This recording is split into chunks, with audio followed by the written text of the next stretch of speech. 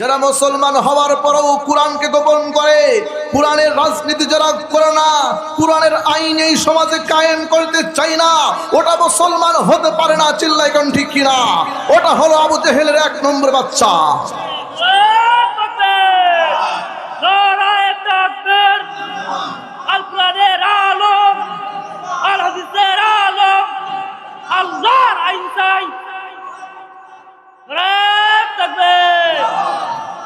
সম্মানিত প্রিয় সুধী, এই জন্য আমরা এখান থেকে আওয়াজ দিয়ে বলতে চাই, আমরা মুসলমান জাতি যতদিন আমরা বেঁচে থাকবো কোরআনের পক্ষে অবস্থান করব ইনশাআল্লাহ। কোরআনের বিপক্ষে যাওয়ার কোনো সুযোগ নাই, আছে নাকি?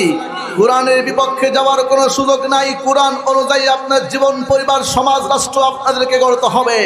আপনি যদি না গড়েন, এই কোরআন আপনার বিরুদ্ধে মামলা দায়ের করবে। চিল্লায় কোন ঠিক কিনা?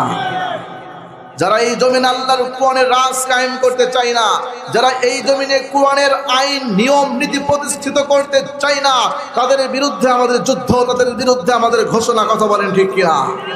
তার কারণ আমরা দেখেছি 1971 সালের পর থেকে 55 বছর পেরিয়ে এই দেশ থেকে সুদ, ঘুষ, জিনা, ব্যভিচার, দুর্নীতি, চাঁদাবাজ, চাঁদাবাজ এইগুলি কিন্তু বন্ধ করা এখনো পর্যন্ত হয়নি। এখনো কিন্তু হত্যা আর হত্যা আছে না নাই? চতুর্দিকে হত্যার হত্যা আছে না নাই? 5 আগস্টের পরে গোটা বাংলাদেশে প্রায় 250 লোক হত্যা হয়েছে। এই হত্যা যদি বন্ধ করতে হয়, কোরআনের এই নিয়ম নীতি, কোরআনের শাসন এই পার্লামেন্টে প্রতিষ্ঠিত করার দরকার আছে না নাই? বলেন আছে না নাই? এই জন্য এই আল্লাহর কোরআনকে বিজয় করতে হলে আমাদেরকে সৎ এবং যোগ্য লোকের সঙ্গে আমাদের উঠা বসা করা লাগবে এবং তাদেরকেই নেতা হিসেবে মানতে হবে, তাদেরকেই গ্রহণ করা লাগবে। সুদখোর, ঘুষখোর, বেনামাজিদেরকে মানা যাবে না। আমাদের সম্পর্ক হবে মুসলমানের সাথে, আমাদের সম্পর্ক হবে আল্লাহর সাথে, আমাদের সম্পর্ক হবে নবীগণের সাথে। কথা বলেন ঠিক কিনা? তাহলে আমরা আনুগত্য করব কার? আনুগত্য করব কার?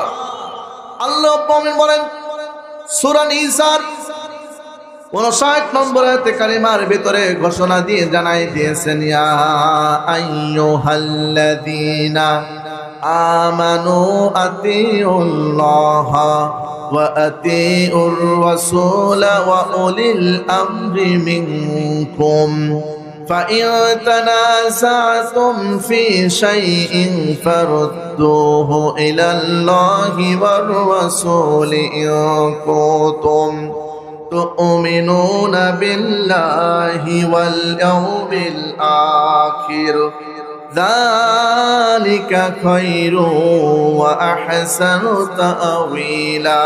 এই ঘোষণাকার রব্বুল আমিন বলেন, হে ঈমানদার গণেরা, হে বিশ্বাসী গণেরা, তোমরা আমার আনুগত্য করো, রাসূলের আনুগত্য করো এবং তোমাদের ভিতরে যারা ইমাম, যারা নেতা, তাদের আনুগত্য করো। এই সিদ্ধান্ত কার?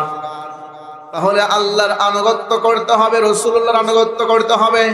মুসলমান হিসেবে একজন ইমামের আনুগত্য করা লাগবে। কথা বলেন ঠিক কিনা? যিনি আমির, যিনি সমাজের নেতা হবে, তার আনুগত্য করতে হবে।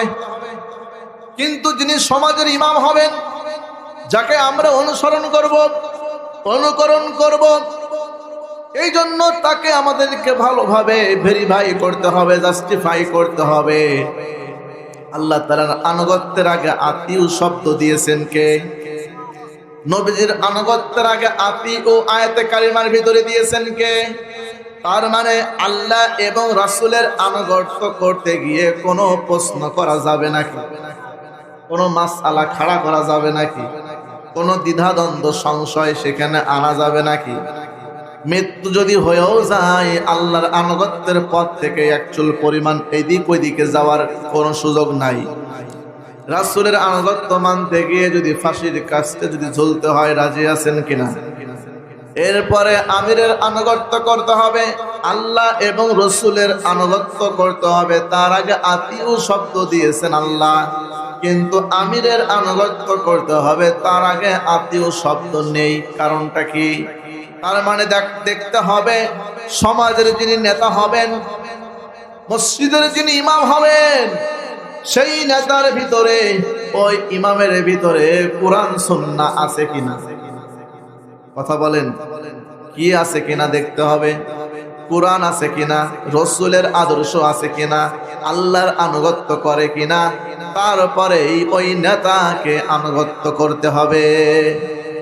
যদি ওই নেতার ভিতরে যদি সুদ, ঘুষ, জিনা, ব্যভিচার, দুর্নীতি এইগুলি থাকে, ওই নেতাকে কি মানা যাবে? ওই নেতাকে মানা যাবে না। তার কারণটা হলো, মসজিদের ইমাম যখন আপনারা নিয়োগ দেন, সেই জায়গায় আপনারা সর্বপ্রথম মসজিদের ইমামকে নিয়ে আপনারা ইন্টারভিউ নেন, তার কোরআন সহি শুদ্ধ আছে কিনা এটা আপনারা শোনার চেষ্টা করেন। ইমাম সাহেব ভালো আলেম কিনা, যোগ্যতা সম্পন্ন কিনা এটা আপনারা ভেরিফাই করেন। ইমাম সাহেবের বউ পর্দা করে কিনা এটা আপনারা দেখেননি কিনা, কথা বলেন ঠিক কিনা? তাহলে যেই মানুষটা শুধু মসজিদের একটা মহল্লার ইমাম না, যেই মানুষটা এই জাতির ইমাম হবেন, যেই মানুষটা এই দেশের প্রেসিডেন্ট হবেন, যেই মানুষটা অত্র এলাকার নেতা হবেন, তাহলে সেই নেতাকে জাস্টিফাই করার দরকার আছে না নাই? আছে না নাই? তাহলে দেখতে হবে ওই নেতার ভিতরে কোরআন আছে কিনা, রাসূলুল্লাহর আদর্শ আছে কিনা, তারপরে তার সঙ্গে উঠা বসা, লেনদেন, সবকিছু।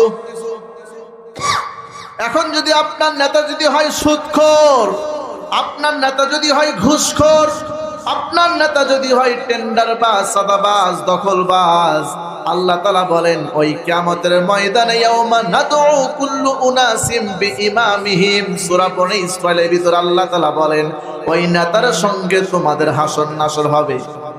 কথা বলেন ঠিক কিনা? এখন ওই নেতার সঙ্গে আপনাকে ডাকা হবে এবং আপনার বিচার ফয়সালা করা হবে। ওই নেতার সঙ্গে যদি বিচার ফয়সালা যদি করা হয়, আপনি হবেন জাহান্নামী। কথা বলেন। আর যদি কোরআন সুন্নাহর আদর্শিত নেতার সঙ্গে যদি কিয়ামতের ময়দানে ডাকা হয়, আল্লাহ রাব্বুল আমিনের প্রিয় হাবিব বিশ্ব নবী জনাবে মুহাম্মদুর রাসূলুল্লাহ বলেছেন, সেই মানুষগুলো হবে আল্লাহর জান্নাতি। সুবহানাল্লাহ পড়েন। এজন্য আল্লাহ রাব্বুল আমিন বলে